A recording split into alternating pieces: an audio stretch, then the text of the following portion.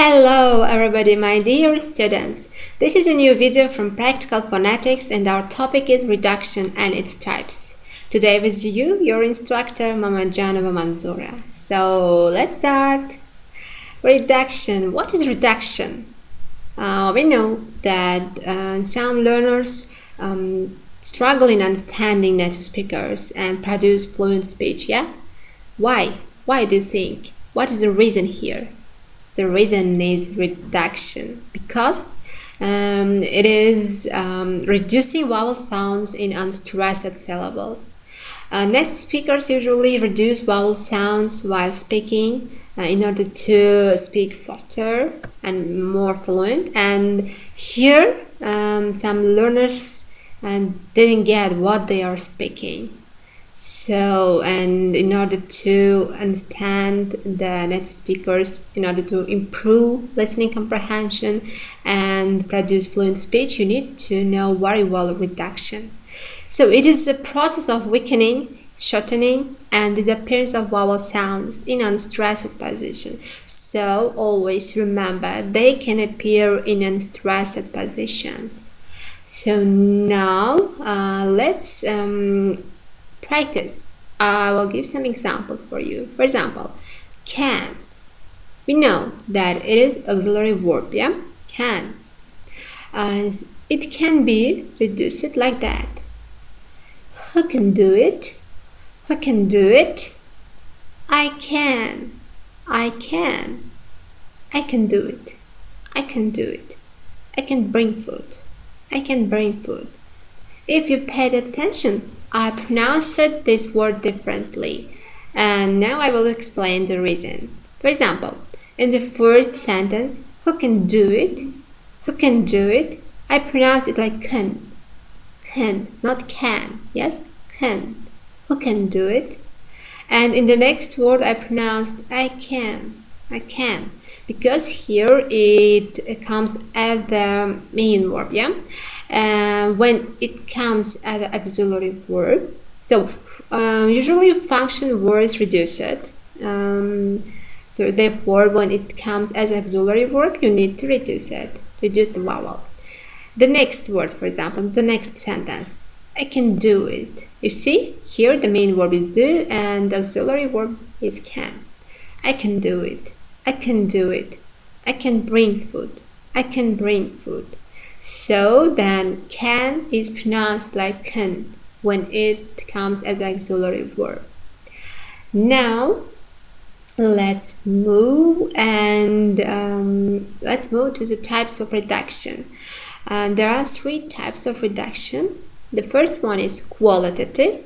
It is like process of weakening. Quantitative. It is process of shortening, and the last one is complete. We can also call it zero reduction, and it is a process of disappearance. So, and let's start with the first type, qualitative reduction. So it has also two types. For example, type A is when the vowels E, I, Y are in unstressed position, and they become reduced and vowels become E sound, short E. For example, Y sound, busy, busy, you see, busy. Or E sound, decay, decay. And the last one, I, divide, divide. So pay attention here. We said that reduction can appear in the unstressed position. So here the busy, busy. The last Y is in unstressed. And then the next word, the K is stressed syllable, and the first one, D, is unstressed. Therefore, it is reduced, decay. And the next word is the same. D is the unstressed one. Wide is stressed. Divide. And in the type B, vowels like A, O, U are in unstressed position. Can be reduced and change it into schwa sound. In English, we have a sound called schwa. It is and it's called schwa. It has separate name because it's very common in English language, especially when we listen to native speakers. You can realize that even all vowel sounds can be replaced by this sound. So now let's see examples here. Polite, polite. You see here all sound replaced by schwa sound. Polite, again, unstressed, in unstressed position. The next word, lyrical, lyrical. You see the a sound becomes schwa, lyrical, in unstressed position. And collaborate, collaborate. Here you can see two sounds became schwa. O sounds, collaborate. I'm not pronouncing like collaborate. I'm pronouncing collaborate, collaborate. It makes to speak faster and easier. So this is qualitative reduction. So when sounds became short E or schwa sound, and it is weakening. Yeah, you see? And the next type is quantitative reduction. It is mostly related to the shortening of the sounds. So shortening of the length of a long vowel sounds. We have some long sounds in vowels, yeah? And when we pronounce it with short vowels, it's related to the quantitative reduction. For example, me, me, me, me. He, he. You see? When you shorten the vowels, it becomes easier to speak, to pronounce this word.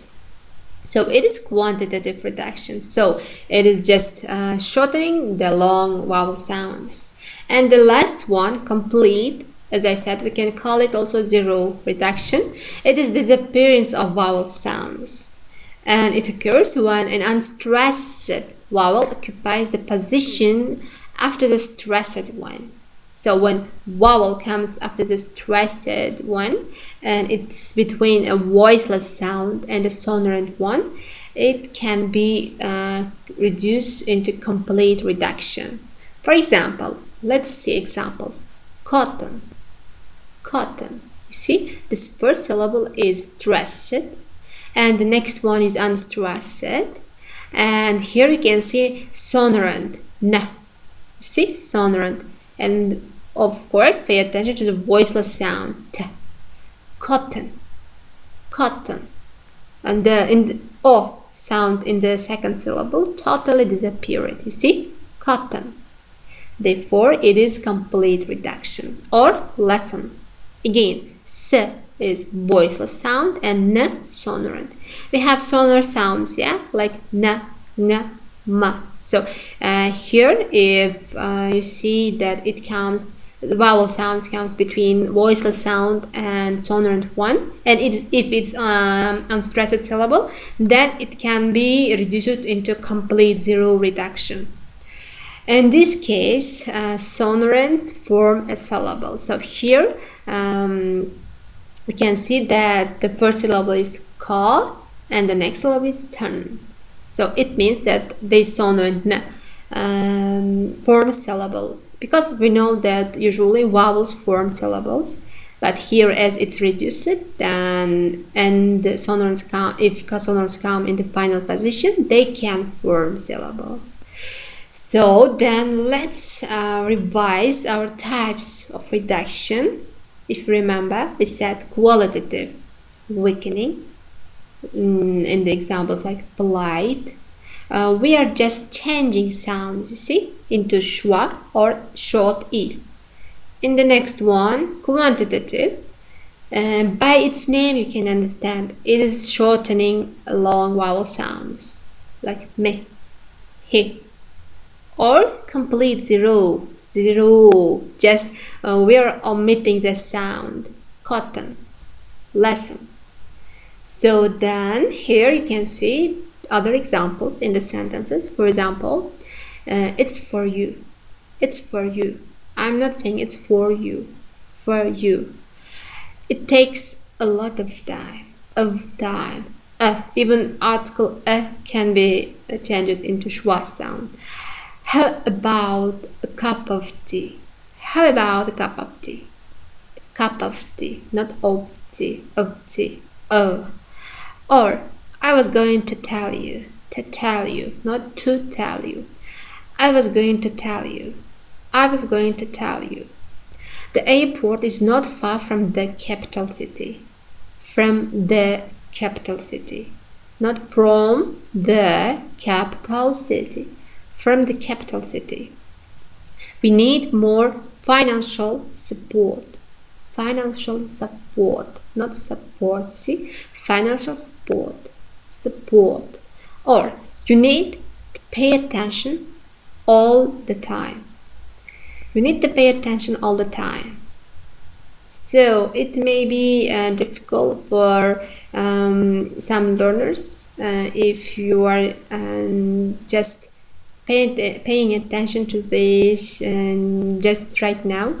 It takes time to realize this process and practice. If you practice very well, if you just master this reduction, then without any doubt you will sound like native speakers. So that's all for today. Then see you in our next lessons. Bye bye.